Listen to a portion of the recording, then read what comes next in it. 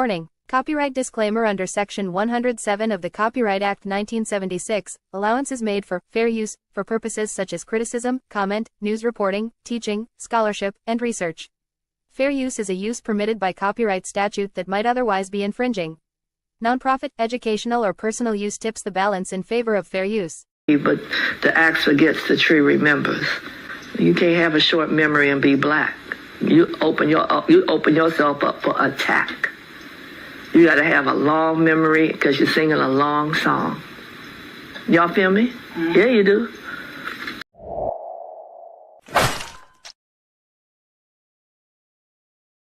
What it do, family and friends? Welcome back to the Church of Black Power. If you're not subscribed, go ahead and hit that subscribe button along with the notification bell so you can be notified whenever videos like this drop. Please make sure you're hitting that like and share button so we can beat up the algorithm. Make sure we get this message out to the ears that need to hear. And if you have not done so yet, please click that link in the description, go to change.org and put your signature on the petition for reparations. And with that being said, family, today we got some things to discuss because there's a lot of folks who are running around here with the Chick-a-Little situation once again. And you know how I hate when everybody's running around screaming the sky is falling, but yet it wasn't falling when it was actually falling. I don't want to say actually falling, but it wasn't falling no other time. But now it's falling all over the globe. It's falling all throughout the United States. Our civil rights are being taken away. Everything. And while some of that may be true, some of that may be a situation that we have to look into, I cannot stand, and I said this in my last broadcast, I cannot stand when someone take a tragic event that has happened to us or anybody else and then politicize it. And that's the whole point of this broadcast today. We have no damn friends whatsoever. See, there's a lot of folks going around here who's speaking about this Breonna Taylor outcome with the officer Brett, who was, given 33 months in jail. And a lot of folks are running around here trying to make that an aha moment or a moment to say, well, this administration, as if this hasn't happened under every other administration as well. And that infuriates me. That infuriates me to the core. But before we get there, family, let me go ahead and give a salute to everybody in the chat. And then we're going to jump right into it, family. We're not going to be here for a long time, but trust me, it's going to be a good time. This is the 1 out of 3 for this weekend. So, shalom in the B1. Salute to our sister Hurricane Nisi in the building. Our sister Aquarius Minded. Our sister Patricia A. Jones. Much love to yous. Our brother Reparations Nation. Black RU. Much love to you both. Affectionate Earth is in the building. Much love to you, family. Priscilla Taylor, my sister, is in the building. Much love to you. Jesse Paris is in the building. Shalom and much love to you, family. Thank you for being here. Our brother Reef is in the building. Salute and shalom to you, family. Much love to you. And much love to everybody who is not in the chat, but who's watching, and everybody who's in the replay game. Now, with that being said, family, let's jump right on into it. Let's get here. Let's do this first.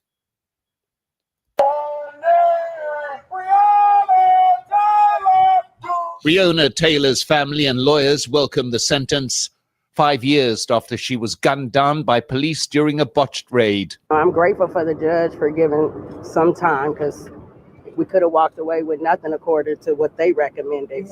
The U.S. District Court judge rebuffed a Department of Justice recommendation that former police officer Brent Hankinson be sentenced to time served, which would have meant him being in prison for 1 day. Judge Rebecca Grady Jennings was appointed by President Trump in his first term. We thank the judge for her attention to detail and for setting the record straight that he was convicted of depriving Breonna Taylor of her civil rights, Fourth Amendment seizure. And that is a crime that we acknowledge in America that you go to prison for. Earlier, a small group of demonstrators who attempted to block traffic were forcibly moved by police. At least 4 people were arrested. The protesters were angered not only by the Department of Justice recommendation in this case, but also by its decision to end an ongoing investigation into the Louisville Police Department, part of what many here see as a nationwide campaign by President Trump's administration to undermine the protection of civil rights and strike fear into those who resist. The relatively small number of demonstrators here indicates the campaign may be working. Among the few protesters here was a young girl shouting at police. Her mother came up to her and said, "You are only 16, they are going to put you in jail," and they left.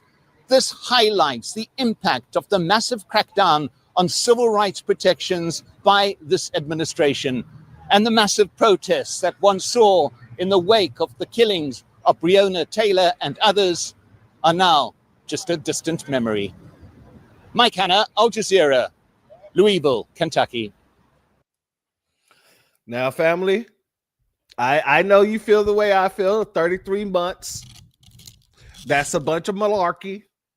Straight off the back, I agree with it. I agree with you on that. 33 months is a bunch of BS. This man should have gotten years. Hell, all of them should have gotten years. This man was the only one that was actually charged with anything. And it wasn't for her unaliving. This man was charged for violating her civil rights. But the fact of the matter is, they all should have been charged with the violation of her civil rights and unaliving her. Now, this dude, this is the guy who basically was shooting just all willy-nilly because he ended up shooting into the neighbor's home as well. Didn't hit nobody. He was just out there shooting blind. But still, it was a move that should have garnered everybody charges. That's just my opinion on this situation. However, the second part of my opinion on this situation, I'm going to say for a little bit because I want to get through this other clip from, I think it's NBC's. Yeah, from NBC real quick, and then we're going to get into the full details of it. Let's go here, family. Want to get to some breaking news now, because in just the last couple of minutes, we're learning a former Louisville police officer will receive 33 months in prison after his conviction related to the shooting death of Breonna Taylor. I want to show you that courthouse in Louisville. You see people gathering here as this has just come in. Here's why this matters. We're talking about Brett Hankison, that former police officer. It was recommended by the Department of Justice that he face 1 day behind bars. Could have been life, was 1 day. Now we have the sentencing from the judge, obviously far more than what the Justice Department had recommended.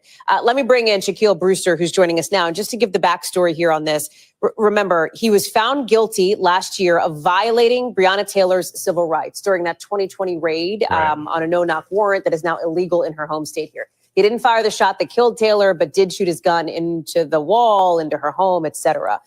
Now we have this number, 33 months. Any indication as to how the judge came up with this figure? It is obviously very different from what the Justice Department had recommended, that very controversial 1 day. That's right, Hallie. And, you know, that headline literally just coming out in the past couple of seconds from the AP on their wire. So we're checking to see if there's any more information. I don't know if you just saw in that shot outside the courtroom, you saw some of the reporters running out. So we'll get a little bit more information in the next couple of moments here. But yes, the key thing is that this is more than what the Department of Justice asked the judge to sentence this former police officer. Remember, they said, can you just give him that 1 day of time served? And and then 3 years of supervised release. But Hallie, it is much less than what the family of Breonna Taylor was hoping for. I spoke with them just ahead of this sentencing hearing, and they wanted to see a sentence closer to what the guidelines would suggest. And federal sentencing guidelines get very complicated, but even in that sentencing memo from the Department of Justice, they said that essentially the probationary office said that he should be facing somewhere between 11 to 14 years in prison. Of course, he's not facing that now. We have that 33 months that the judge has sentenced him to at this point. But just going back to what we heard ahead of this, when that sentencing memo came out, there was a lot of outrage. You had the mayor of Louisville saying that he wanted Hankinson to face a serious sentence. The governor suggested that politics was involved in the Justice Department asking for that lower sentence. And part of the reasoning in that is that this is a departure. This is the Justice Department and federal government spending years to prosecute this former officer. This is the second trial that he faced. This first one ended up in a mistrial.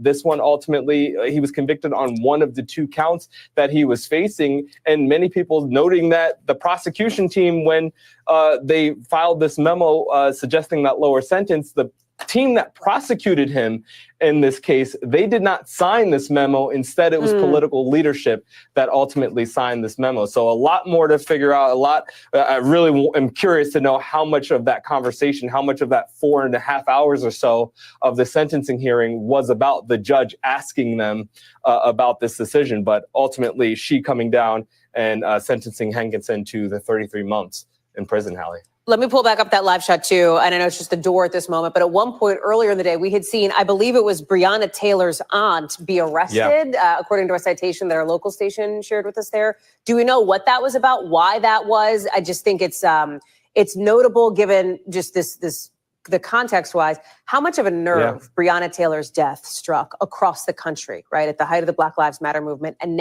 even now in Louisville, Kentucky as well. No, exactly. And, there's definitely still that emotion there. I think we have another camera outside the court where there's an active demonstration underway right now.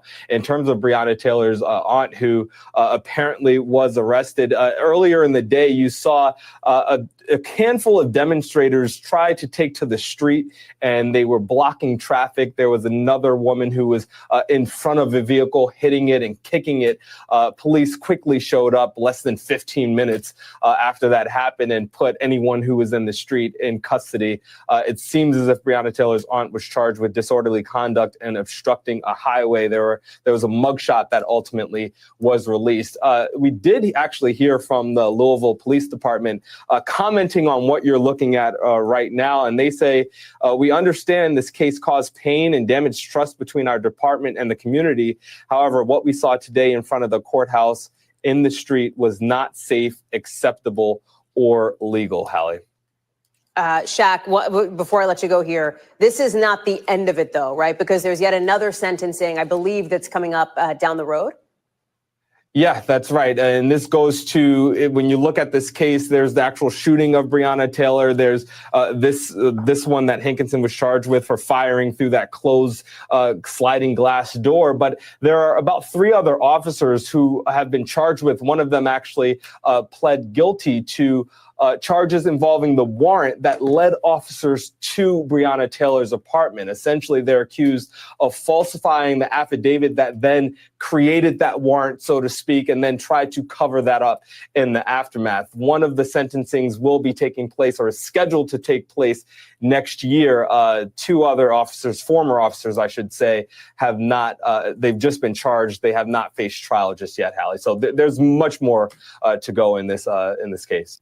We thank you for watching, and remember, stay updated.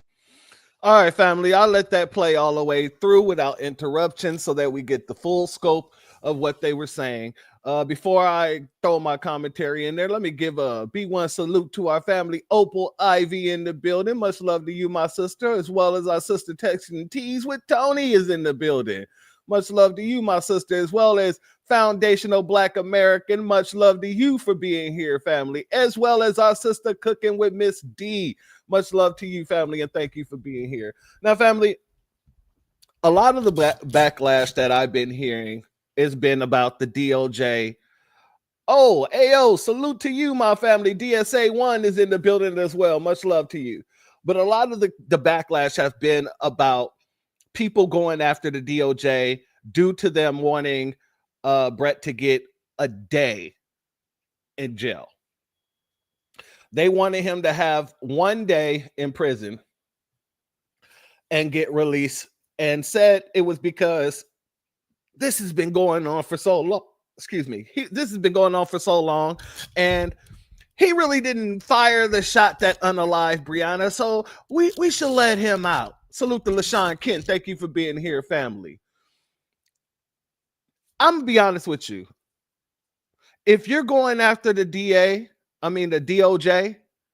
and holding their feet to the fire because that was a ludicrous ass request, I'm with you 100-fold. I truly, I stand with you. I will go after them as well. I will let them know that damn 1 day sentence situation, it was just shenanigans at its best. However, when you now take this situation and instead of holding the people accountable that's supposed to have been held accountable, the DOJ, now you're turning the FBA and pointing your fingers and saying this is our fault because this happened under Trump, then you're being totally 100% disingenuous, and it's time to get G-checked. That's just what it is. Salute Mental OG. Thank you for being here, family. I say that because of this. So last broadcast, I played a clip of Rolling Bowling Ball Martin, and I deliberately cut the clip short because I anticipated on using the clip here today, and I wanted to save that second part of what he had to say about running the table, right? Because it's about this situation. So let's go over to what Rolling Bowling Ball Bean Bag No Neck Having Ass Martin had to say. Let's go here. I didn't think it was going to go this far. I mean, again, you can't say they didn't tell you. They said it. We warned people. Yeah, y'all shilling. Y'all shilling. Yeah, y'all know who y'all are. Y'all know. If I had to do a roll call of all them Simple Simon Negroes, yeah. If I had to, don't get me started. I could run the tables on Vicky Dillon, Boyce Watkins, Tariq Nasheed, Umar Johnson, Philip Scott. Oh yeah, Black Authority. All y'all. Look at them, they shilling. Look at them, they shilling for the Democrats. They just shield. Yeah, look at y'all just shit. But ask Breonna Taylor, mama, how she feel today. Ask Tamika Mallory and the folks at Until Freedom who literally moved to Louisville, fighting 5 years trying to make this thing happen. Folk who invested time and energy, got COVID, folks were sick and all that sort of stuff. But we listened to a whole bunch of folk, Nola. Yeah, y'all just shilling. Y'all out there, y'all supporting Kamala. She ain't doing nothing. We ain't backing her with. Oh, they were all running their mouths. But it's amazing how silent they are today. They ain't saying nothing, Nola, about Trump screwing those black folks in Lowndes County. All right, I'm not even going to allow him to go off on the rest of his tangent spew. He said we ain't saying nothing, so I'm going to say something today. Even though I've heard masterful takes on this. Salute to our good brother, Professor Black Truth. And I've heard masterful takes on this on X. So it's not that we're not saying nothing. It's that he's not listening. But we're going to say something today since he wants the new black media to say something. He said we're all quiet. I'm going to get real loud for you today, Roland. You being back, you no neck having ass. We're going to have to talk about some things. Before we get into the whole debunking of this whole situation Roland want to talk about, I want to play a couple more clips. It's not going to be much, but there are other people going around doing the same thing Roland Poland Martin is doing, which is trying to politicize the situation. Breonna Taylor's aunt, Bianca Alston, has been arrested at the sentencing hearing for the officer that was involved in Breonna Taylor's shooting. So if you remember, Brett Hankinson, who's one of the officers that was involved the night that Breonna Taylor was killed by the Louisville Metro Police Department, was convicted of the charges. But since his conviction, there has been a change in leadership in the Justice Department under Donald Trump, and they are recommending that he gets time served, which amounts to 1 day in jail and 3 years of supervised probation. So it is very likely today at the sentencing hearing, that's what he was sentenced, 1 day. But I received a phone call just moments ago informing me that Breonna Taylor's aunt, Bianca Alston, was arrested at this sentencing hearing. They're calling her disorderly, which I know Bianca Alston. I've met her 1,000 times, hang out with her, traveled with her. I know her well. That doesn't sound like her at all. Was she upset that one of the people involved in murdering her niece is getting 1 day in jail? Yeah, she probably was upset. May she have said a couple things like this is fucked up, or I don't know what she might have done, but I guarantee she did nothing at all to deserve to be arrested. This is just the state. This is just Louisville trying to put the Breonna Taylor family in their place, just trying to remind them that they're not going to punish these officers and that this shit's going to go away and that her family better shut up. That's what this is. I'm waiting. I'm standing by for more details. I'll provide them to you when I have them. Salute to our brother Hurricane IQ. He is in the building. Much love to you, family. And yeah, he's not an ally. And like my brother said, Beard, you don't really care. No, they don't. None of these people that's running around here trying to politicize Breonna Taylor's, it is not a situation of them caring. It's all about optics. But we're going to continue because I want you to see this disgusting situation that these folks are using to get clicks. 1 day. 1 day. That's what the Department of Justice under this administration thinks is appropriate for a former officer who raided Breonna Taylor's home and sprayed bullets into it like it was a damn war zone. Let's be clear. Brett Hankinson was found guilty of violating her civil rights. He fired 10 bullets through her patio door and windows, endangering Breonna, her boyfriend, and their neighbors. And they want to give him 1 day. The same government that locked people up for decades over weed is now asking a judge to treat this like a parking ticket. This ain't just disrespectful, it's strategic. They want black folks to erupt so they can clamp down harder. They're baiting us into mourning out loud just to be silenced violently. Meanwhile, they're rewriting laws, gutting protections, and laundering white supremacy through policy, courtrooms, and press releases. You want to talk about safety? Breonna Taylor was in her home. She wasn't a threat, but they treated her like one. Because in this system, our very existence is the threat. This is not about one cop. This is about the pattern. This is about the DOJ signaling that even when you're convicted in court for violating a black woman's rights, the system still finds a way to absolve you. And before anyone dares to say, but he didn't shoot her, save it. That man fired blindly into someone's home. That's not bravery. That's recklessness with a badge. And Breonna is still unalived. I don't want to hear about healing. There is no healing without justice. And this ain't it. Rest in power, Breonna Taylor. You deserved so much more. There's a lot going on in the world of police accountability, and yet most of it seems sadly unsurprising. The Department of Justice has now completely reversed course and is asking for 1 day for the officer who fired 10 shots into the home of Breonna Taylor on the night of her death as part of a police raid. We're talking about Brett Hankinson, and it's not even a new day. It's time served for the day that the officer got when he was actually arrested. Now, keep in mind, this was the same DOJ that actually investigated along with the FBI, the Louisville Police Department, in addition to finding rampant racism and discriminatory practices with respect to the specific case of Breonna Taylor and the execution of the raid that led to her death. There was a cover-up and there was bad information that both the FBI and the DOJ found the officers used in trying to secure the warrant. Now, Hankinson's shots did not kill Taylor, but the officers who did shoot Taylor and whose shots were responsible for her death were not charged because they were firing shots and returning fire from Taylor's boyfriend who was inside the house at the time of the raid. A jury actually found Hankinson guilty on civil rights violations, but yet the DOJ now insists that there's no need to protect the public from Hankinson because there's a legitimate question that reasonable minds might differ as to whether this action constituted a violation of Breonna Taylor's Fourth Amendment rights. What? Now, that's a bunch of legal jargon to essentially give the DOJ an opportunity to reverse its entire position and basically go back on the promises that it made to hold these officers accountable for the death of Breonna Taylor and also keep the public safe by protecting their civil rights. It's kind of their job. And yet and still throughout this administration, we've seen more and more walking back around police accountability from this Department of Justice and the Civil Rights Division under Harmeet Dillon. They've already exited consent decrees, not only in Louisville, but in other places across the country, in Tennessee, in New Jersey. The list goes on and on. All of this is deeply concerning and should be of concern to you. Why? Because this is the office that is responsible for holding accountable police when they violate our civil rights. This is happening more and more, and the office is showing that they're willing to do less and less. And so what does that do when the people who are responsible for policing the police are unwilling to do their job and hold systems accountable? What I can tell you is that it shows us one thing for sure, that all lives never matter. Because if all lives mattered, Breonna Taylor's would as well.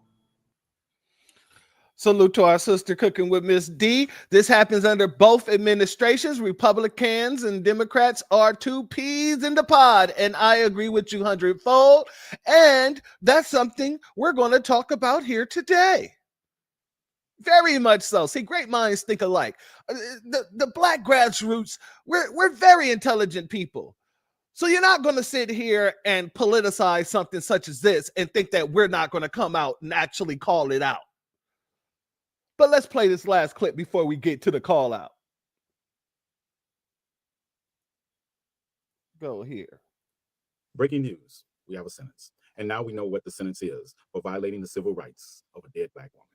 A judge in Kentucky today sentenced ex-Kentucky police officer Brett Hankerson to 33 months in prison and 3 years probation. And this came in spite of the fact of the Trump administration's Justice Department asking that Hankerson be sentenced to 1 day. Now, in spite of his conviction in November and his sentencing today, Brett Hankerson is still walking around free. It is not known when he's going to be required to turn himself in because he wasn't taken into custody in the courtroom today. It is not known when he'll be required to turn himself in to start his 33-month sentence in connection with violating the civil rights of Breonna Taylor. So that's what it cost. Salute to our sister FBA Queen in the building. Much love to you, my sister. Thank you for being here. Let me now do this because there was a lot of situations that was said, especially at the beginning of what I played here, especially the whole, press conference. Like I said, I don't have a problem with people calling out the DOJ, as they should. Did you notice that the news made it very clear that the judge who gave Brett the 33 months was a Trump appointee? Did anybody notice that? So under the Trump administration and under a Trump appointed attorney, Trump appointed judge, this quote unquote happened. The one thing that nobody mentions is the fact that this happened in a predominantly Democratic stronghold. Louisville, Kentucky is a Democratic stronghold. Why wasn't these men charged? Now, if you remember, the DA went and put on this whole grand jury situation and then came back and said the grand jury denied or declined to prosecute. But then, only then, salute to our sister Astarte Jones, thank you for being there, family. But then, and only then, did we end up finding out after the fact what was really going on. Let's go here, family. Not one, not two, 3 grand jurors have now come out in the Breonna Taylor case and said that the prosecutors on some bullshit. The 3rd grand juror came out and said that they weren't even allowed to consider murder or manslaughter charges because the prosecutors told them the officer was justified in shooting Breonna. So you can miss me with that bullshit calling it the criminal justice system. It is and always has been the criminal injustice system. Period, point in black. So after which, as the sister just said, 3 different members of the whole grand jury had to come out and make sure everyone knew that the prosecutor was literally tossing the case. There's a saying when it comes to a grand jury. It says that prosecutors can get a ham sandwich indicted. However, he tossed this to the wolves. Salute to my brother Christopher Ellis is in the building. Much love to you, family, and thank you for being here. Also, to my brother Christopher Ellis, thank you for your Cash App donation, family. Your donation is blessed tenfold, and I appreciate your contribution. So, family, this in the Democratic stronghold, you had the prosecution tossing the case, giving certain instructions to the grand jury members that would force them to now say they don't want to go after them in a Democratic stronghold. But let's continue on that, because here's the thing. Like I said, if you're going to call out the DOJ, good, call out the DOJ. But you should be calling out the DOJ no matter who's in office. Because this situation took place back in when Trump was in office the first time. And if y'all remember, if you guys remember, before we get there, let's do this. Because this isn't the only Democratic stronghold city where stuff like this is happening. Family, Pennsylvania is a Democratic stronghold. But stuff like this is still happening. Let's go here. Tanisha Long is a community organizer for the Abolitionist Law Center and an advocate for jail safety and the protection of inmates. She's talking about this video that has been shared hundreds of times on social media. It shows a man holding a bat wrapped in barbed wire, using racial slurs, and telling the camera he wants to beat up Black people.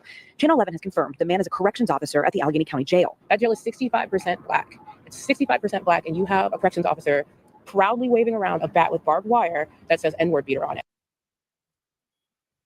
In a Democratic stronghold. Really? Salute, Leonard De Yuda. Thank you for being here, family, and thank you for being in the building. Since the video was posted online, the employee has been suspended and officials are investigating. Late this afternoon, we heard from the president of the Prison Employees Union, who told us in part the video is troubling and violates the county policy. He went on to say, we hold an obligation of fair representation to members despite the severity of charges until the HR investigation wraps up. Long tells Channel 11 the employee needs to be fired. Anything short of firing him will be unacceptable. This man should not be anywhere near the jail, should not be anywhere near Black people, and I hope that the county knows that. Okay, real quick. Why do Black... All right, family. So that's all we need there. I wanted to show that to show you that even when you are not in a Republican-led state or a Republican-led city, these things are still happening, and happening in a way where these folks are still giving cover to these same police officers that we've been going around calling out. It's not one side or the other, it's both sides. Two wings on the same dirty pigeon. Now, back to what I was going to say. The Breonna Taylor situation happened back when Trump was in office the first time. And the fact that Joe Biden used our sister for his campaign. People like Oprah Winfrey used our sister for Biden's campaign and a Democrat's campaign.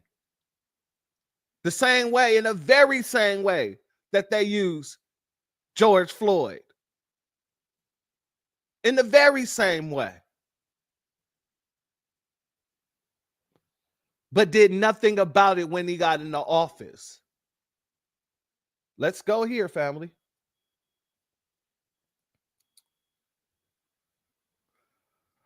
Joe Biden blasts Breonna Taylor decision. Says equal justice not answered. But what did you do about it, Biden? Oh, yeah, absolutely nothing, right? Democratic president nominee Joe Biden condemned the indictment against an ex-Kentucky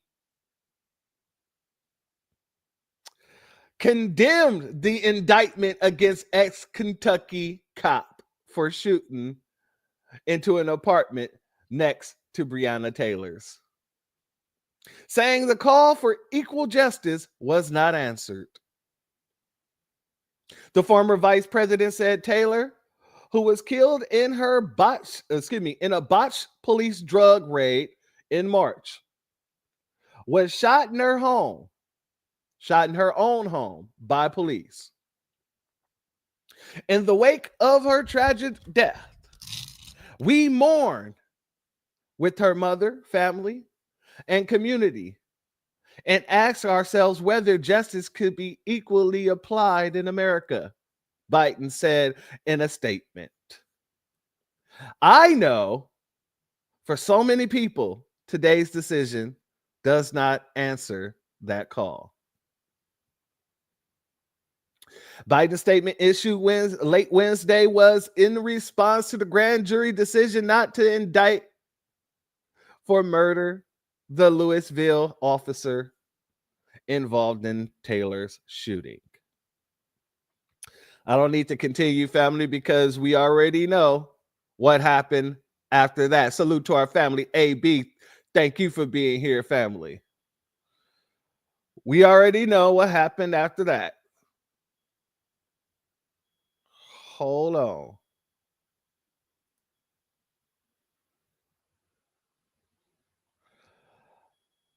My fault, family. Had a text message. We already knew what happened after that. The same thing that happened, the very same thing that happened with everybody else that was unalived under Biden's administration. Not a damn thing. Y'all remember this, family? Let's go here. Do y'all remember when Biden's DOJ went behind the backs of Ahmad Arbery's family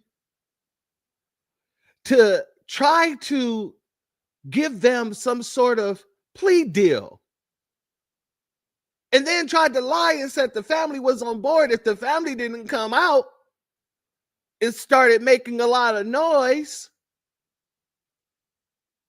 then the judge would not have tossed out that plea deal. The plea deal was already done, ladies and gentlemen.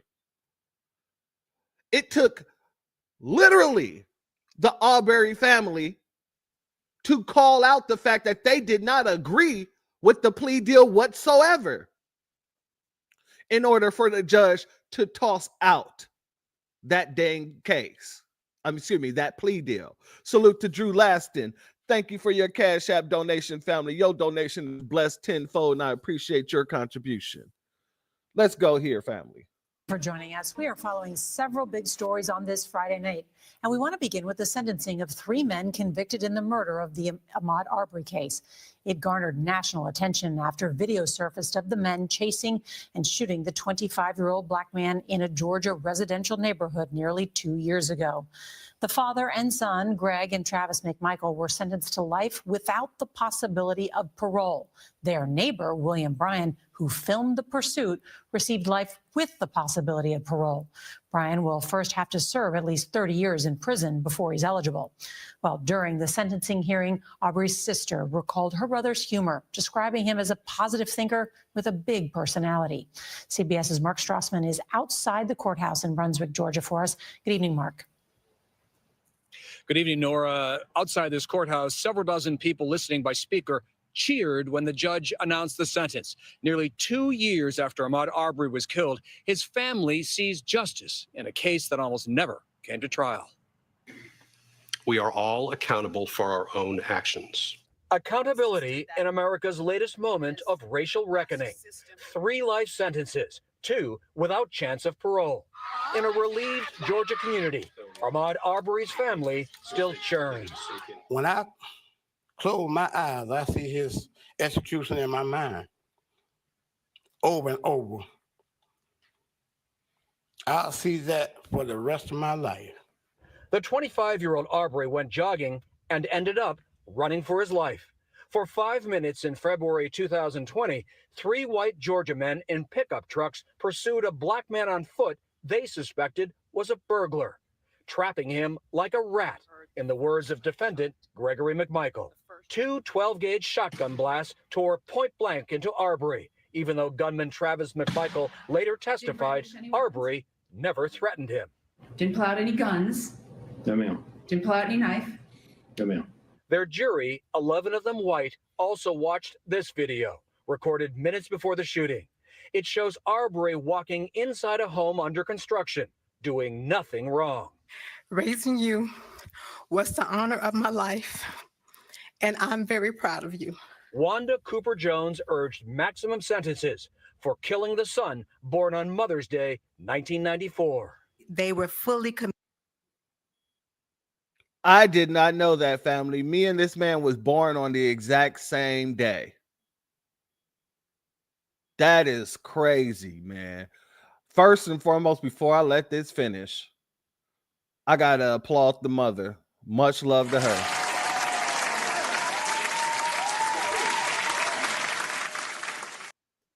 She didn't go in there looking for a check. She didn't go in there talking about forgive. This happened, the outcome happened in spite of Biden's DOJ, who was trying to do a backdoor deal in order to help these people. Much love to this woman and salute to her because, like I said, when you want justice, it's going to be about justice. She advocated for life sentences in spite of what Biden's DOJ said or was trying to do. Salute to the sister for getting justice for her son. Also, B1 salute to our sister Andrea Jones. Thank you for being here, as well as want to make sure I got you too, because I seen you come in. 1 second, family. Useful engineering. Thank you for being here, family. Let's let her continue. Let's let this continue. Committed to their crimes. Let them be fully committed for the consequences. Salute to her again. Let them be fully committed for their consequences. The consequence of their actions. Absolutely, my sister. And once again, I'm going to have to give you a round of applause.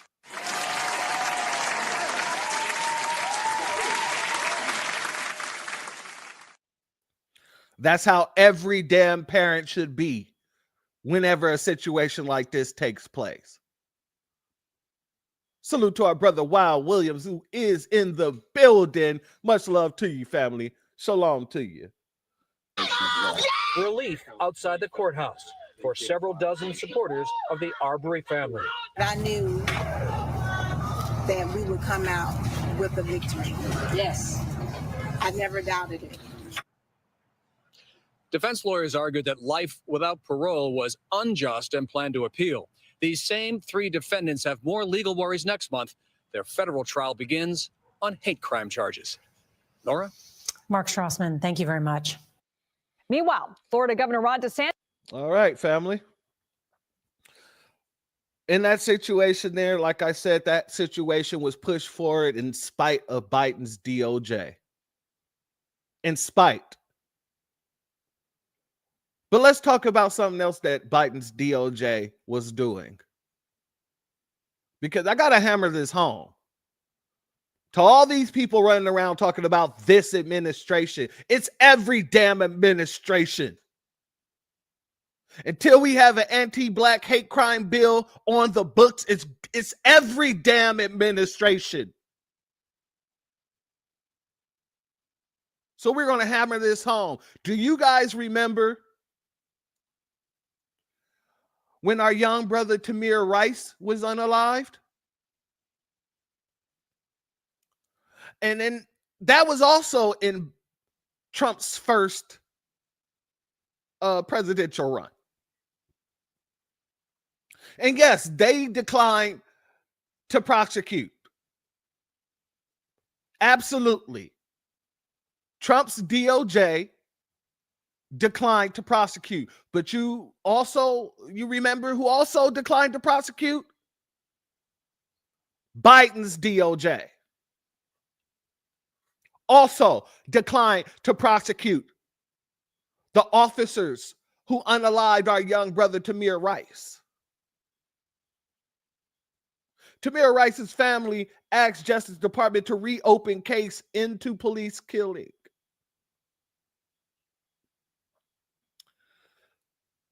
The family of 12-year-old Tamir Rice, who was shot and killed by Cleveland police in 2014, asked the Justice Department on Friday to reopen the case into his death after it was closed in the waning, weeks of Trump's administration.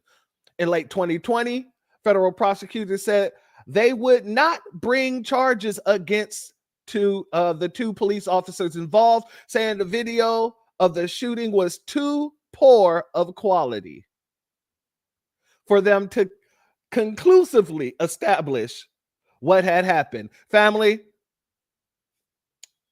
let's watch the video real quick. Now we're going to show the video from the rec center, and just so everybody knows, the video is compressed for time, so it has been compressed.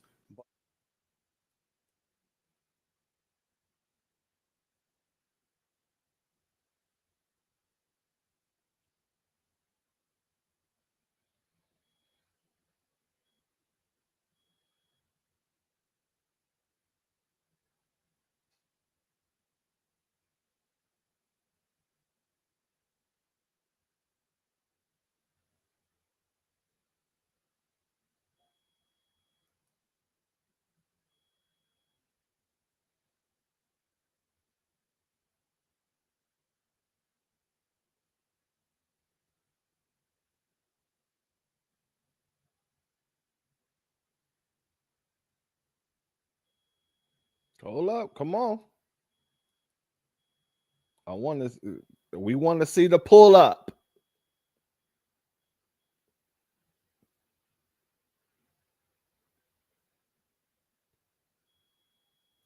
Family, was that too blurry for you? I clearly saw them pull up and just unload. If it's too blurry, I wouldn't have been able to see that much. I'm just saying. Salute to Debbie from Cali. The Church of Black Power, that's exactly what this is. Where Black empowerment is what we represent over here. But family, this is Tamir Rice, right? Okay.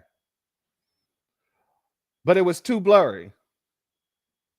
There was no other prosecution in the case. In December of 2015, a grand jury declined to bring criminal charges against the officers. Rice's family said in a letter to the Justice Department that it believes Trump officials were uninterested in seeking justice for him because of political reasons and made the case needlessly complicated. Now, here's some portions from the letter here. The truth is, this case is tragically simple, which it is. Tamir Rice was a boy on November 22nd, 2014. He was doing something many boys enjoy, playing with a toy Pum Pum in a park near his house. attorneys for the family wrote in a letter. Rice was black. Police officer who shot him was white. The shooting sparked community protests about police treatment of black people, especially after the grand jury decided not to indict the officers or his partner. Now, I want you to hear what was put in the damn letter. Oh, Debbie, you have issues. You got put out at Debbie. I hope you get some tissues. I am still in so much pain because no one has been held accountable for the criminal act that took his life. Rice's mother, Tamir Rice, said in a statement. Give me a second, family. Let me pull this down. 1 second.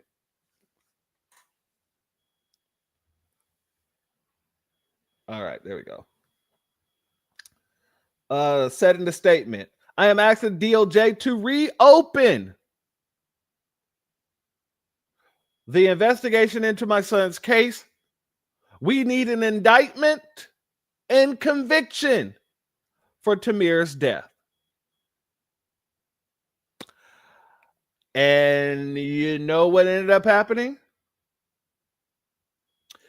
The Justice Department did not immediately respond to a request for comment on Friday.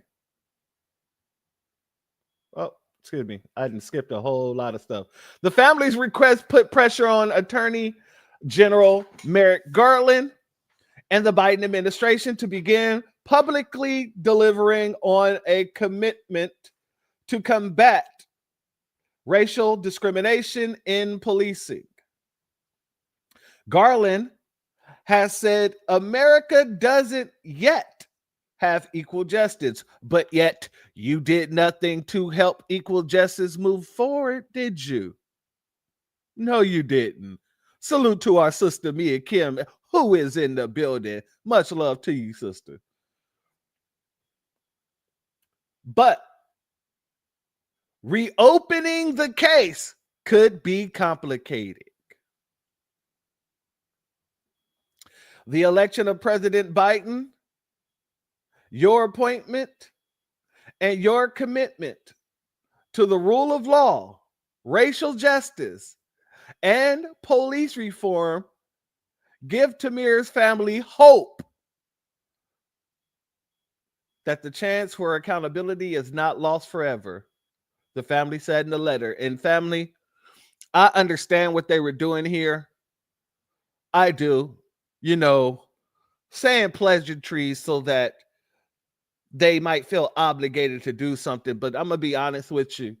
You're asking the man who put together some of the most draconian laws when it came to foundational Black Americans to now go and do some justice for someone that he made those laws for.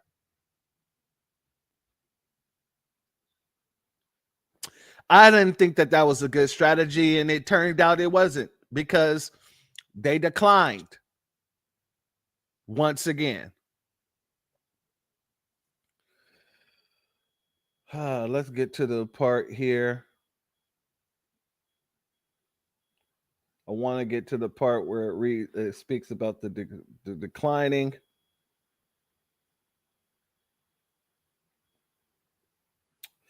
In Rice's case, the Justice Department said poor quality surveillance video recorded in the area where the shooting took place prevented prosecutors from being able to conclusively determine whether Rice was or was not reaching for his toy gun, which shouldn't freaking matter in the first place because it was a toy gun. Also, we saw how much you can restrain yourself when the children are Nabiscos. We see how you can restrain yourself when the people are Nabiscos.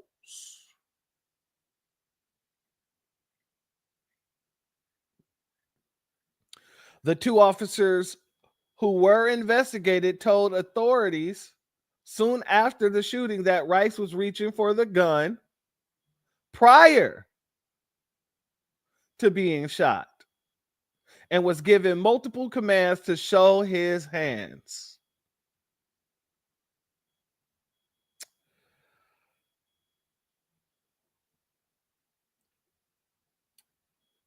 It is very clear on the most important point, she says.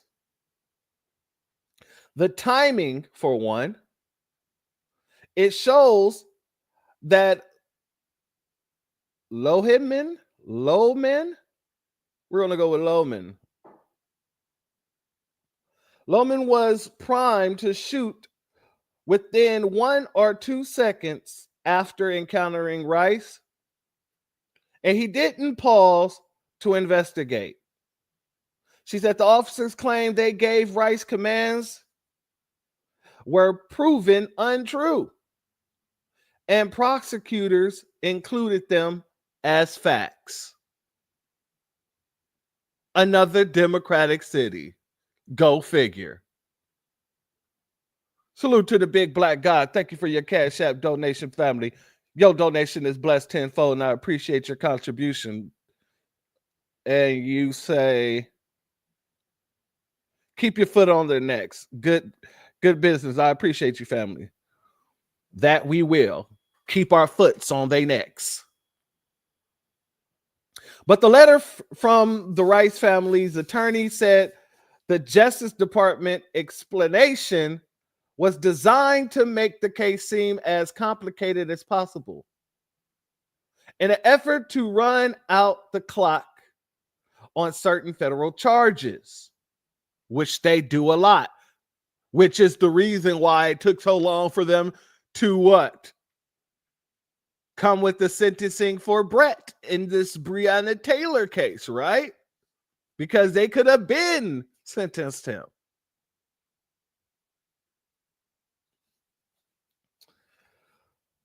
The letter asks that federal prosecutors convene a grand jury to consider charges against the police officer. Salzman said the family hopes Cleveland would also reconsider charges, but feels its best chance is with the federal government. And unfortunately, it wasn't. All the Rice family is asking for here is a chance for justice, excuse me. She said, again and again, politics trump justice. All they ask for is an honest investigation and a fair presentation of the evidence to a grand jury. Now, this is what Tamir Rice family wanted, and Joe Biden's DOJ declined to do so. Salute to our family. Star Child is in the building. Much love to you, my sister. Now, what else did Biden's DOJ do? Well, family, do you remember when the Biden DOJ sent the amethyst brief over to the Supreme Court justices when they were trying to decide whether or not they were going to relax some of the rules and issues with the Miranda rights? Do you remember that? Joe Biden gets huge Supreme Court win, overruling Miranda warnings. Now the cop have the right to remain silent. This is Biden's DOJ. This is Biden's DOJ. Let's read a little bit out of here. The biggest winners at the Supreme Court today are the screenwriters in Hollywood doing police procedurals because they don't have to shoehorn the right to remain silent into the script anymore. It's cliche at this point. We don't need to sideline the actions for the protagonist to say you have the right to remain silent, blah, blah, blah. Just whisk the suspect into the back of the windowless van and get on with making everyone safe again. But the second biggest winner was the Biden administration that threw its shoulders into Vega v. Teco.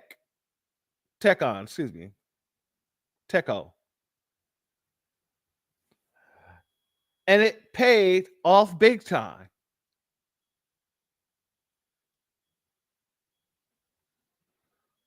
Let's go here, family.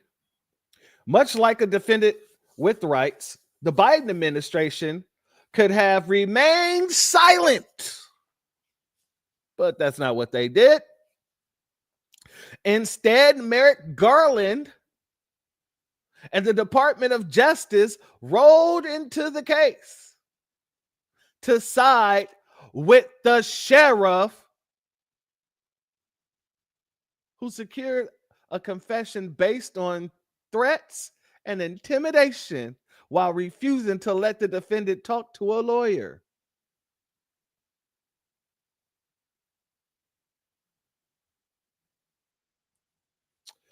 The defendant actually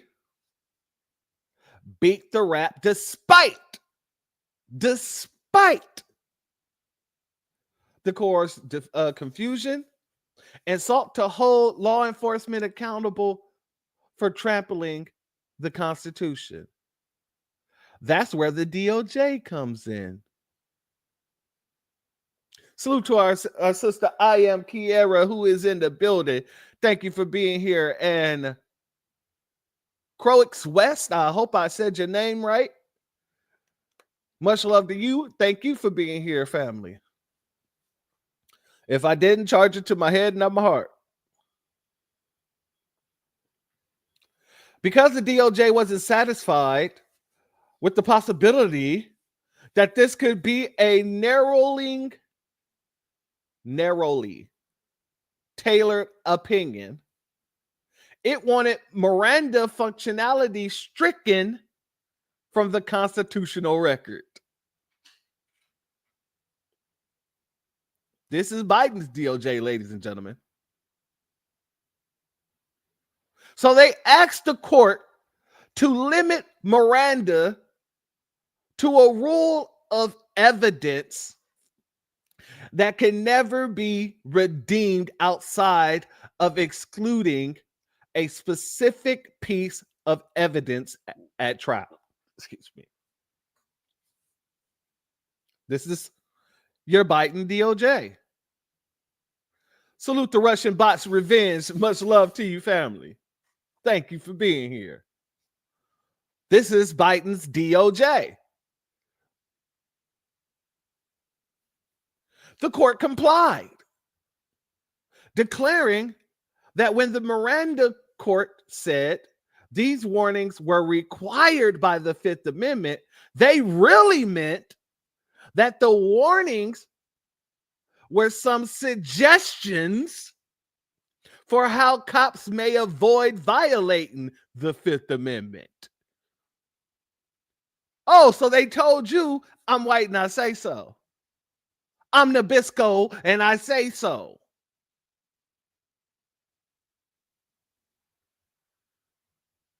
Oh, pronounced Croy. All right, much love to you, Croy West, and much love to you, folks. Learn something new every day, family. You learn something new every day. But much love to you, and thank you for being here, family. And also, thank you for that correction.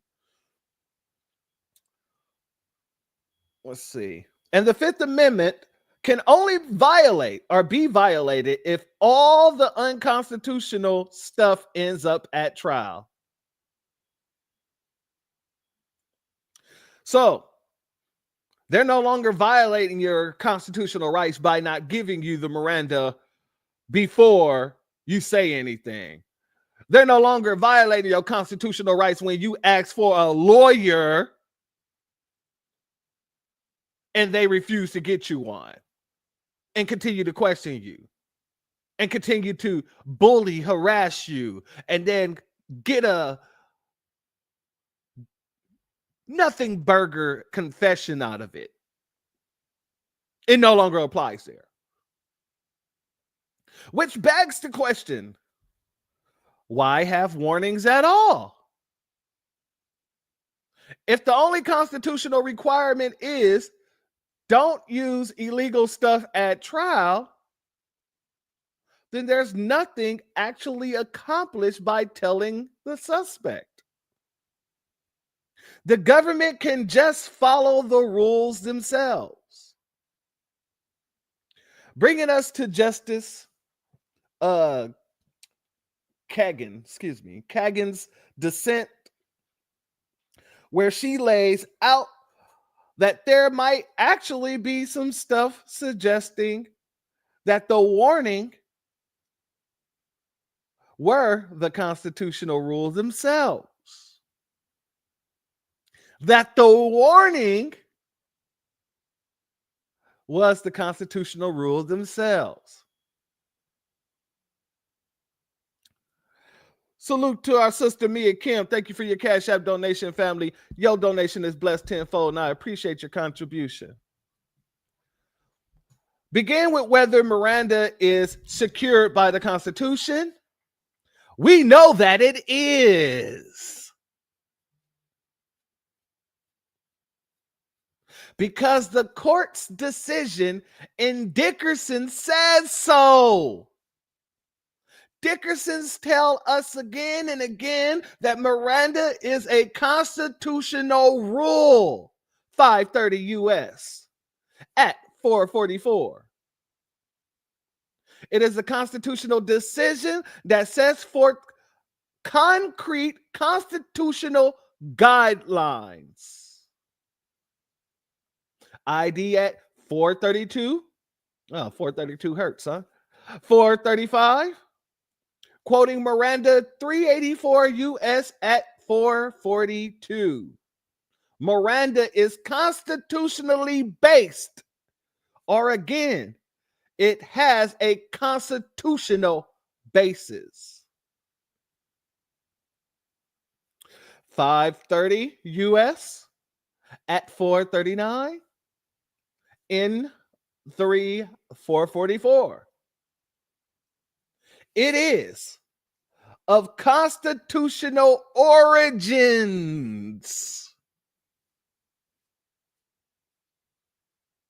Salute to our brother Torian Reigns, who is in the building. Much love to you, family. And one more, Miranda sets a constitutional minimum. Over and over, Dickerson's label Miranda a rule stemming from the Constitution. So, family, Joe Biden had no problem minimizing and limiting the rights that was given to us by the Constitution in itself. His DOJ had no problem sending this amethyst brief over to the courts and said, hey, you know what? I think it should be only when this stuff is brought to trial.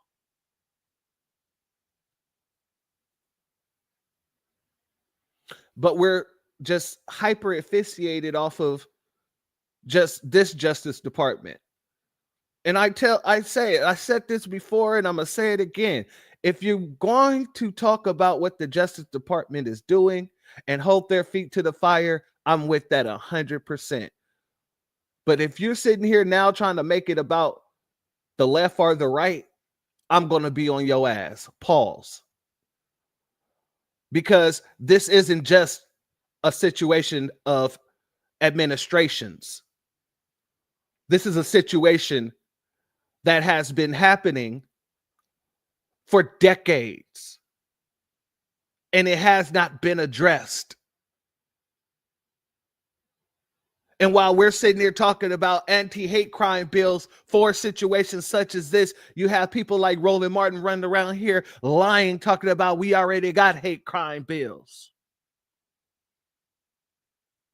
when that is not the case at all. And let's go here, since we're talking about hate crimes. This right here is from the DOJ, speaking about hate crime statistics in 2023. Well, actually, the hate crime statistic is from 2022. However, this was put out in 2023. Oh, yeah. Big back, no neck having shield. Absolutely. And this is why we call him Shield. Because he ain't mentioning none of this. But the second something happened in the favor where the Democrats are able to point the finger and go nanny, nanny, boo, boo, if y'all would have did what we told you to do with your dumbasses, we wouldn't be here today.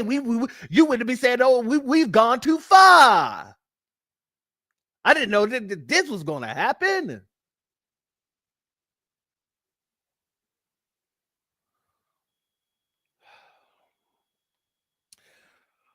All right, so in 2002, there was 11,634 hate crimes.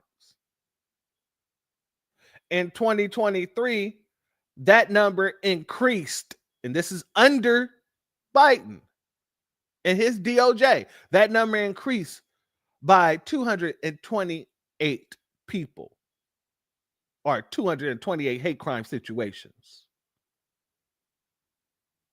Out of those hate crimes, 5,900 of those hate crimes was race-based. And out of that, 51.3% of all the people who suffered the race-based crimes, hate crimes that is, it was the Black community. And did Joe Biden come in and say, you know, Congress, we need you to put together a nonpartisan hate crime bill for foundational Black Americans? No, he didn't. What he did do, though, when he got into office, he came in and then said, oh, you know that a police accountability thing that I was going to do? You know what? I decided not to do it. Let Congress do it at their level. You know, I got too much stuff to do.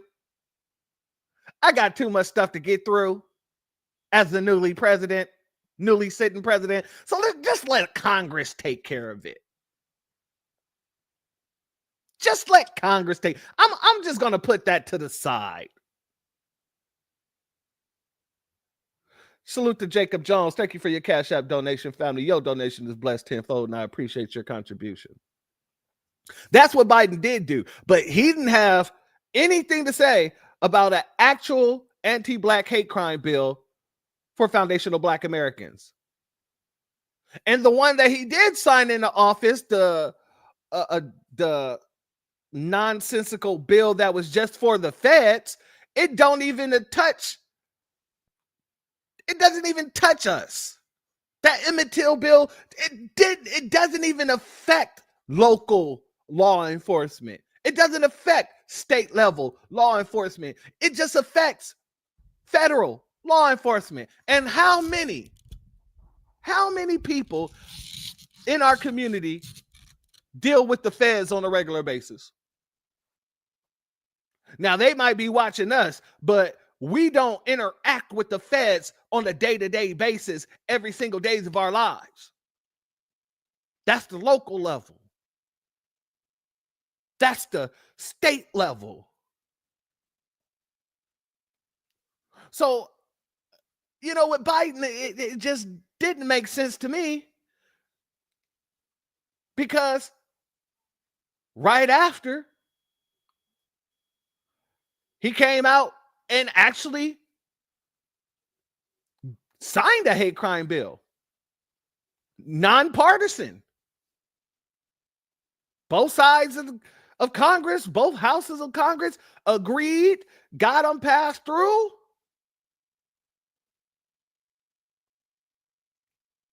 But yet it wasn't for us. It was for a group of people that only the number of hate crimes was only around 200 people. And that wasn't even including physical hate crimes. It was more hate speech. And that was after COVID. And that's where the hate speech came from. Salute to our brother, Sorak Sota. Much love to you for your Cash App donation, family. Your donation is blessed tenfold, and I appreciate your contribution. So people who was just getting talked bad about received a hate crime bill. But the people who actually experienced physical harm, nothing was said. Nothing was done. Let's go here, family. Oh, my apologies. Run that back. Every time we're silent, every time we let hate flourish, we make a lie of who we are as a nation. Family, do you see how much passion this man has when speaking about a community that isn't really going through the so-called hate crimes that he's there to sign the bill for? I've never heard him speak about foundational Black Americans so passionately. And the only times he has been that passionate when speaking to foundational Black Americans is when he said, if you don't vote for me, then you ain't Black.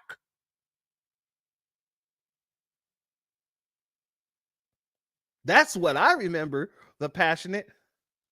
That's how passionate I remember him getting. And the reason for it.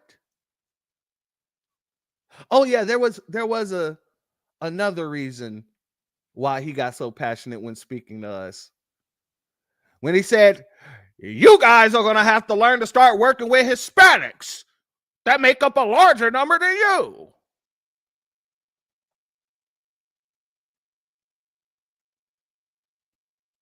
I remember that vividly. But I've never heard him speak this passionate in a positive way about us. Silence is complicity, he say. Why were y'all so damn silent all those years? Okay, let's go. Literally, we cannot let the very foundation of this country continue to be eaten away like it has been in other moments in our history and happening again. I looked at this law that you all passed as maybe the first break, the first significant break on a moment in our history that has to be turned around. Not Democrat, Republican, has to be turned around.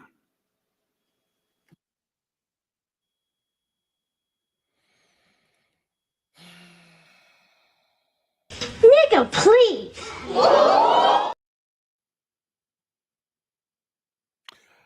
The first that has to be turned around. So, police brutality, nothing. Deliberately making our communities toxic to our people, nothing.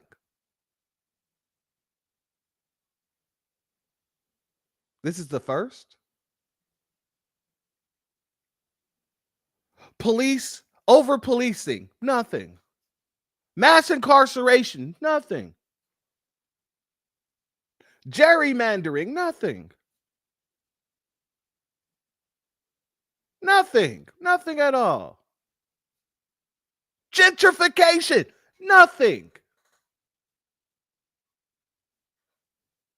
This is the first.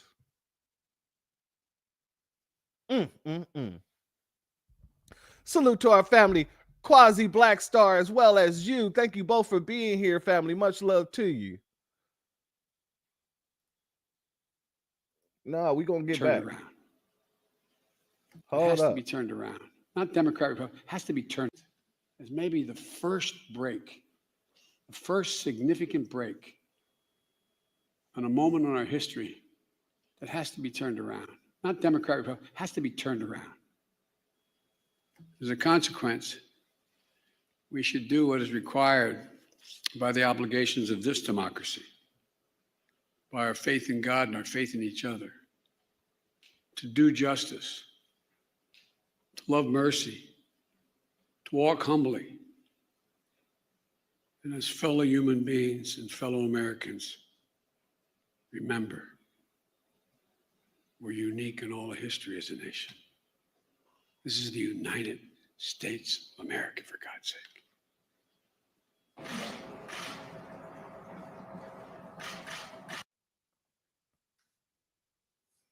This is what these people are running around here trying to convince people that it's all about one administration. No. We're not going to play that game. It's not about one administration. It's about every administration. Until we get that anti-hate crime bill, the anti-black hate crime bill, it is every administration. It isn't just Trump's administration. It isn't just Biden's administration. It's Obama's administration. It's Bush's administration. It's Clinton's administration. It's every damn administration. Until we get that anti-black hate crime bill, until we get what's owed to us in this country, which is reparations, until we get transformative policies. You don't see no Democrats going in there trying to put through any transformative policies in the very same way that you don't see any Republicans going in there trying to put forth any transformative policies. They are two wings on the same dirty damn pigeon, and I mean that with the core and all of my being.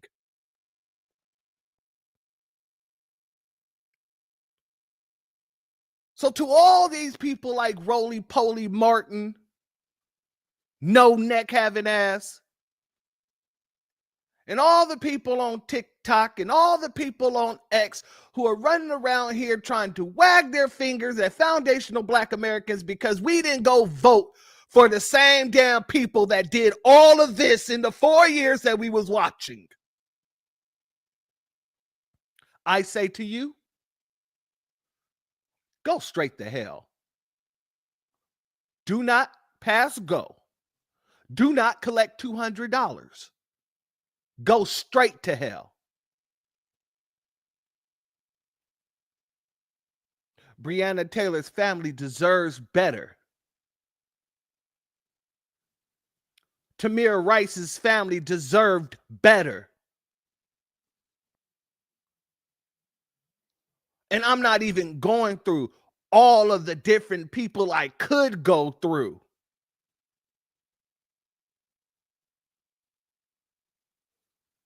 By politicizing this, you're spitting in the face of every generation that is to come. That's actually what you're doing. You're spitting in the face of every generation that's coming after us, because these are going to be problems that they're going to have to deal with. And the former generation before them is making it seem like it's one party or the damn other. It is not. It is every damn party. It is every damn administration, no matter who sits behind that damn desk in the Oval Office.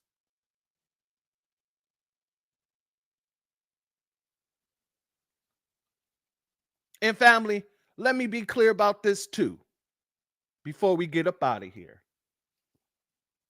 You have these Democrats, just like these Republicans, who are crooked as hell, who know they ain't getting our goddamn attention at all. They know that they're not getting any support from us. They know they're not getting our funding. They know we are not getting off the couch until they do something. And so you know what they're doing? They're saying the quiet part out loud now. They're saying the very quiet part, the part that's supposed to be so tiny, whispered. They're screaming it from the mountaintop. Let's go here, family. We got to head back to your girl with the new wig, new shiny wig, that expensive horsehair of hers. You know her. Mrs. Snuffleupagus herself. Jasmine Crackhead Crockpot says something that it needs to be addressed. But also it needs to be highlighted because it shows you how we're holding their feet to the fire. It shows you that what we're doing is working because they know they can't come to us. So they got to go to people in their dark money. Let's go here. We also know that there are donors that I'm sure are going to be willing to make sure that they are investing and making sure that they can take down some of these candidates since they don't want to rule out dark money. I'm sure some dark money gonna pour in. Don't want to rule out dark money. I'm sure some dark money gonna pour in. They don't want to rule out dark money. I'm sure some dark money gonna pour in on the behalf of the American people. So what I am saying is every tactic, as well as making sure we're touching people. We also know that there are donors that I'm sure are going to be willing to make sure that they are investing and making sure that they can take down some of these candidates since they don't want to rule out dark money. I'm sure some dark money gonna pour in on the behalf of the American people. So what I am saying is every tactic, as well as making sure we're touching people. All right, family. So I played that multiple times to let you know and show you that they know they can't come to us. So they're saying the loud part out loud. They're saying the quiet part out loud. They're doing a dog whistle. They sent this woman out to literally dog whistle to anybody with dark money to bring that dark money over to their party. And if they're doing it, guess what? So are the Republicans. This is how these folks stay in office, is by getting this dark money. And this woman says, yeah, I know some dark money's going to flow in on behalf of the American people. Dark money ain't never flew in on behalf of the American people. Not once. The actual term dark money, it's literally labeled that way because the money is withheld from the American people and used in areas that the American people 9 times out of the 10 would not agree with.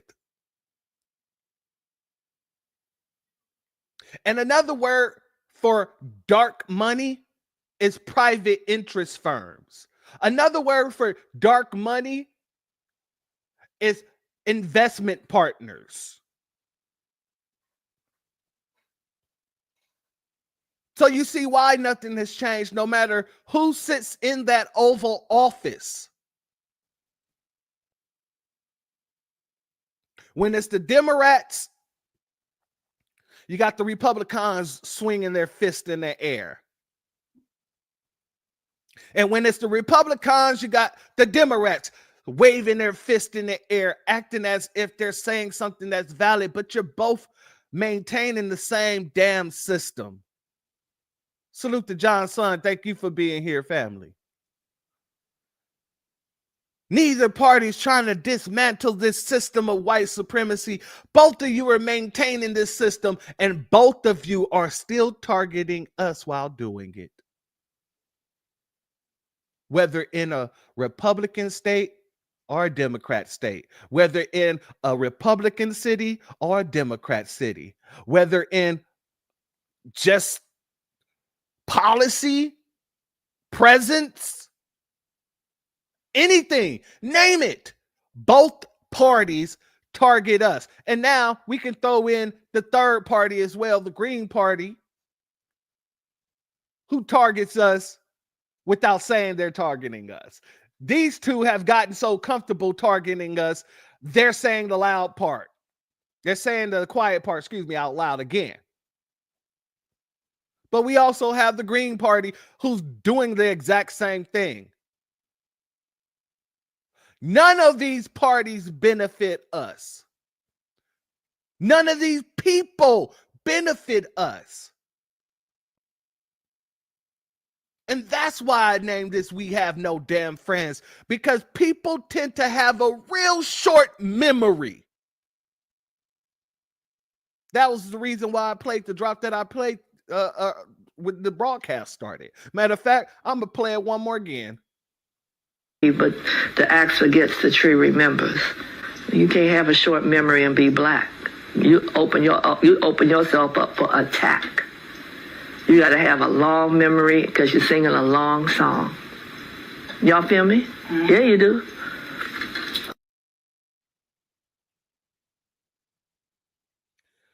You got to have a long memory in the work that we do. Because as our sister said, you're singing a long song.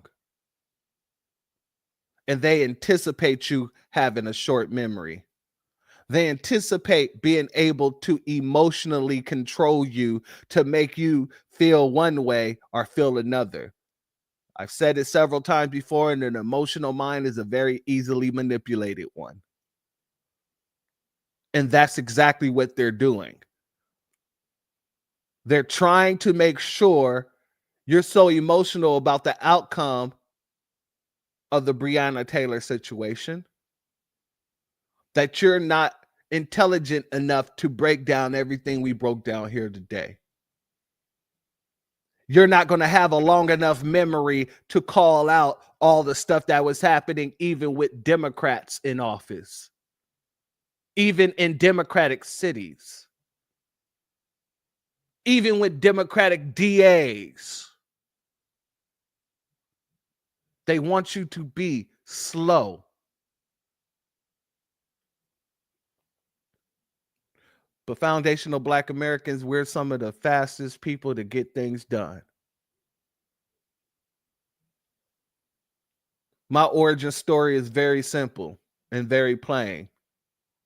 I dealt with racism my whole damn life, including as a kid. In middle school, I was kicked out of middle school because of a lying ass teacher by the name of Mr. Rasmussen, a Russian man who lied on me. And instead of the principal even hearing my side of the story, they called my mother up there and then expelled me. Well, technically, they called it an OT, opportunity transfer. Ever since then, I knew how evil this system was because I was a damn kid. This man called me the N-word when I was a damn kid, 12 years old. And he was a Democrat. So when it comes down to this, family, my heart, soul, and passion is in every goddamn thing I do within this. And I do not separate or segregate the white supremacists because they are one and the same no matter what color tie they decide to put on in that day.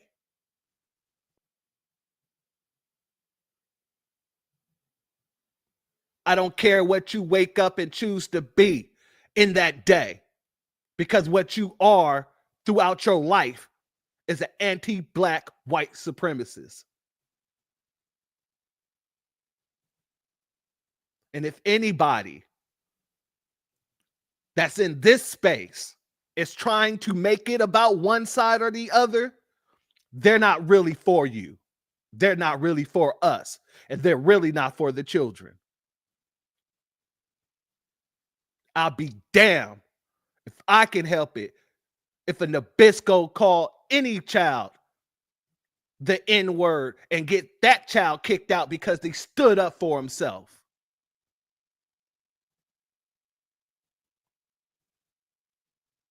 I'll be damned. if anybody take the tragic unaliving of anyone in our community and politicize it. Let's be very clear about this. Before we get out of here, I want to play a response from somebody who's a Republican responding. She's also running for office in her hometown as well. But I deliberately wanted her to respond to the dark money situation here because, like I said, they both do the same damn thing. Also, family, I got to give you a warning. We done had some big foreheads on this piece before. I done talked about people's noggins before. But we got a real gray alien in a mask today who's going to be responding to her. So I just want to prep you guys. Hold on to your seats. Let's go. That there are donors that I'm sure are going to be willing. And yes, family, that is her real forehead. There is no filters. To make sure that they are investing and making sure that they can take down some of these candidates, since they don't want to rule out dark money. I'm sure some dark money gonna pour in on the behalf of the American people. So what I am saying is every tactic, as well as making sure we're touching people. Did we just hear that right? Did Jasmine Crockett just admit that there is going to be dark, unsavory funds coming into the DNC to help them to win because they can't win on their own? Did she just volunteer that information?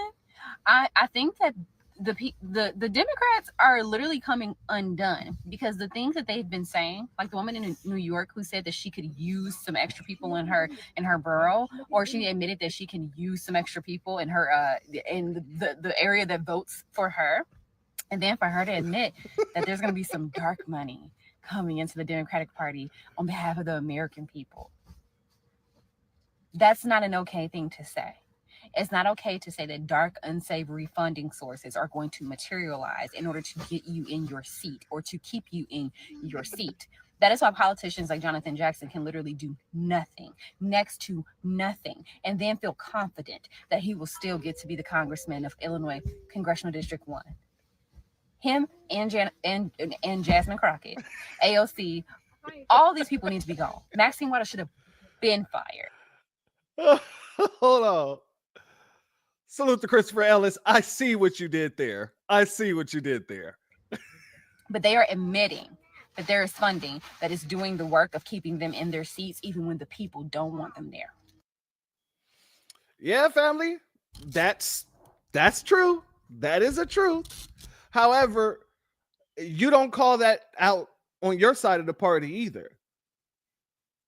All the money that they be getting from these dark funds, all the funding that they get from AIPAC, none of that. Like you get, and that's why I wanted her to speak to it so that I can speak to the balance of this all, right? Because the situation is this. Regardless of whether Jasmine said this quiet part out loud, you know the quiet part is also happening. But you only came out to say something when you saw Jasmine come out and say something. You thought that people would take it as you being, an intelligent, big head person. Some people would see that, see a bigger head, think there's a bigger brain in there. But others understand that as big as your head may be, your brain might be the size of a peanut. You might be what are those things called? The maracas. You might be what the maracas was designed after. Salute to Pay Attention. Thank you for being here, family. Much love to you. You might be the maraca that the mass was using when it's like, every time I play my maracas, they go chick, chicka, boom, chick, chicka, boom. They call me Cuba Beat. If you don't think that we have enough intelligence to understand that if it's happening on one side, then it's happening on the other, then you've made a grave mistake. You've made a grave mistake. So with the Trenton, thank you for being here, family. Much love to you. But family, I'm gonna end with this. And I'm gonna say this one last time. I will never apologize for who I am or the passion that I bring to this, because I literally lived it and still live it to this day. And you all live it. And you all understand it, and understand it. So whenever you see anybody trying to politicize something like this, please make sure you're calling it out and put your foot straight to their ass. And to everybody who's running around here doing it, from the Roland Poland Martins to the average TikToker, kiss my black ass. And I mean that from the ancestors, from the very deep core within me. Kiss my black ass. You'll never, ever, and when I say ever, I mean ever, have any inkling of credibility within the black grassroots ever again, if you ever did have any. Roland Martin, you've never had any. But for the people who had a little bit, you'll never see that again. If you're so asphyxiated off of one party or the other, you are a detriment to us. If all you can see is racism when one party's in office, but not when the other party's in office, you are a detriment to us. And if the only time that you want to come out being blackity black is when you see the person you don't like in office, you are a detriment to us. That's it, and that's all. Every crooked politician needs to be called out equally. I don't give a damn if they're Republican, Democrat, Green Party, Dirt Party. I don't care if they're Magites. I don't care if they're libtards. I don't give a damn what party they represent, who they represent. It just ain't us. And we're calling each and every damn one of you out. Nobody gets a pass. No hallway passes over here, buddy. That time is past, bucko. The African American was giving out hall passes. FBA, we ain't got no hall passes for you. The African American was willing to look at one party over the other. FBA, we do not do that here. Salute to our brother Chaz Bozeman. We don't do that here. Salute to our brother Black RU. Thank you for your super sticker, family. I appreciate your contribution, and your donation is blessed tenfold. Family, there is no body who's above getting that work, including myself. Including myself. If I ever say anything that's against foundational Black American interest, I expect full-fledged expect to get that work from each and every one of you. From the Black Alphas to the Cooking with Miss D's. From Aquarius Minded and Hurricane Nisi to the Afro Elites. At every level, I expect accountability. It has nothing to do with party. It has everything to do with interest. And if anyone is showing that they're not about our interests, oh, we're giving you that everlasting work. But family, if you're not subscribed, go ahead and hit that subscribe button along with the notification bell so you'll be notified whenever videos like this drop. Please make sure you're hitting that like and share button so we can beat up the algorithm. Make sure we get this message out to the ears that need to hear. And if you have not done so yet, please click that link in the description. Go to change.org and put your signature on the petition for reparations. Family, this is a new dawn, a new day. And we're creating a whole new life, not just for ourselves, but for the descendants that comes after us. And trust me, ain't nobody, and I mean nobody, are going to be able to come here and wag your finger at us about something that your party should have been taken care of regardless. And that's on either side of the damn fence. Hate us or love us, the one thing you got to do, and you're going to do,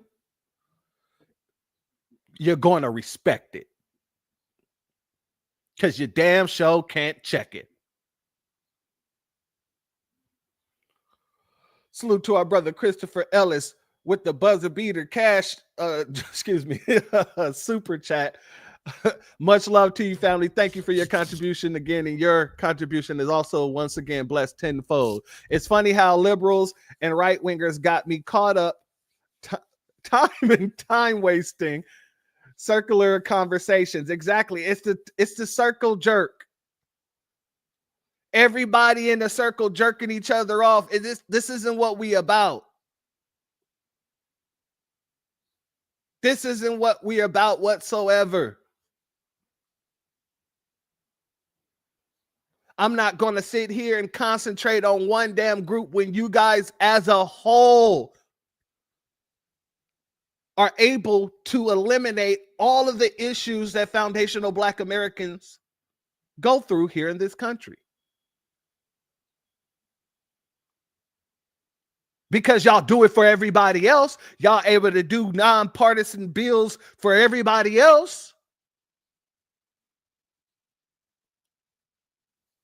If you think that we're going to allow you to do for everybody else without holding your feet to the fire, then you're sadly mistaken. So don't talk to me about what this administration is doing or has done when you wasn't talking about what the last administration was doing or has done or the administration before that. Salute to LaShawn Kent. Thank you for your super chat, family. I appreciate your donation, and your donation is blessed tenfold. Thank you for your contribution. Family, it's all about having balance across the board. When we say reparations across the board is flat. So that means everywhere I'm looking, I want to see reparations. That's the same way I look at politics. Politics is flat. I don't give a damn if you're Republican. I don't care if you're a Democrat. I'm a foundational Black American man. And what I represent is the interests of foundational Black Americans. That's it. Damn pointing the finger. I got two fingers that I can point. So I'm pointing at both of you. And by pointing at both of you, guess what? I didn't encompass the whole body.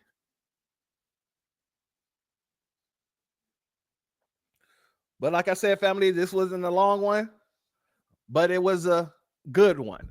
I wanted to make sure that this information, not that it gets out, but that people are reminded. People are reminded, because it's so easy for these folks to get emotionally tied to a situation because somebody like Rolling Bowling Ball, no neck having ass Martin will go out and say, oh, see you dumb FBA, see, ask Breonna Taylor's mother how she feels today. It can't be any worse than how she felt in the 4 years that she wanted Biden to do something.